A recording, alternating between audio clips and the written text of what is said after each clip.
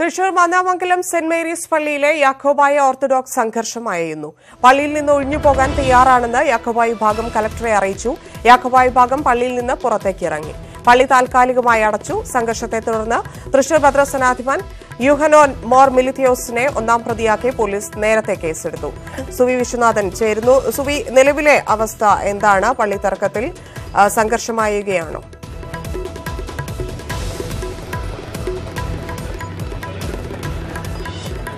ധന്യ 4 മണിക്കൂർ നീണ്ട ചർച്ചയ്ക്കൊടുവിലാണ് ഈ ഓർത്തഡോക്സ് യാക്കോബായ വിഭാഗങ്ങൾ തമ്മിൽ ഒരു സമവായ സാധ്യത ഉടലെടുത്തത്. ആദ്യം ചർച്ചയിൽ ഇരു വിഭാഗങ്ങളും തങ്ങളുടേതായ നിലപാട് സ്വീകരിച്ചു. ഒരു കൂട്ടർ പള്ളിയിൽ പ്രവേശനം അനുവദിക്കണമെന്നും എന്നാൽ പള്ളിയിൽ നിന്ന് വിട്ടുപോകാൻ തയ്യാറല്ലെന്ന് യാക്കോബായ വിഭാഗവും നിലപാടെടുത്തു ഈ ചർച്ചയിൽ. എന്നാൽ ഇത്തരത്തിൽ ഒരു നിലപാടുമായി മുന്നോട്ട് പോകാൻ സാധിക്കില്ലെന്ന് കലക്ടർ വ്യക്തമാക്കുകയായിരുന്നു. ഇരു കൂട്ടരും പള്ളി വിട്ടുപോകണം എന്ന് ഒരു കർശനമായ നിലപാടാണ് കലക്ടർ ടി.വി. അനുപമ എടുത്തത്. അല്ലാത്ത പക്ഷം പള്ളിയിൽ തുടരുന്ന യാക്കോബായ വിഭാഗക്കാർക്കെതിരെ കർശനമായ നടപടികളുമായി മുന്നോട്ട് പോകേണ്ടി വരും, ബലപ്രയോഗം നടത്തേണ്ടി വരും എന്ന കാര്യം ഉൾപ്പെടെ ചർച്ചയിൽ പങ്കെടുത്ത Thrissur city police commissioner Yathish Chandra ഉൾപ്പെടെയുള്ളവർ പറയുകയായിരുന്നു. ഇതിനെ തുടർന്ന് യാക്കോബായ വിഭാഗം 4 മണിവരെ സമയം വേണമെന്ന് ആവശ്യപ്പെട്ടു.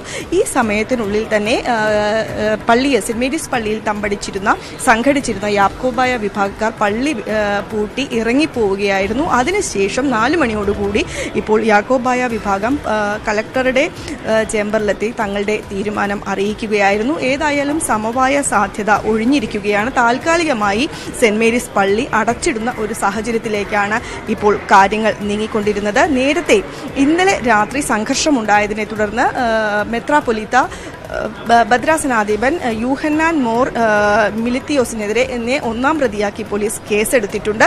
വധശ്രമവും കലാപത്തിന് ആഹ്വാനം ചെയ്യുക എന്നീ വകുപ്പുകൾ ചുമത്തിയാണ് അദ്ദേഹത്തിനെതിരെ കേസെടുത്തിരിക്കുന്നത്. അദ്ദേഹത്തോടൊപ്പം തന്നെ വൈദികരുൾപ്പെടെ 120 പേർക്കെതിരെയും കേസെടുത്തിട്ടുണ്ട്. ഇത്തരത്തിൽ ഇപ്പോൾ ഇപ്പോൾ ഓർത്തഡോക്സ് വിഭാഗവുമായി ജില്ലാ കളക്ടർ ചർച്ച നടത്തുകയാണ്. അതിനുശേഷം കൃത്യമായ ഒരു തീരുമാനം മാധ്യമങ്ങളെ അറിയിക്കുന്നതായിരിക്കും. ശരി.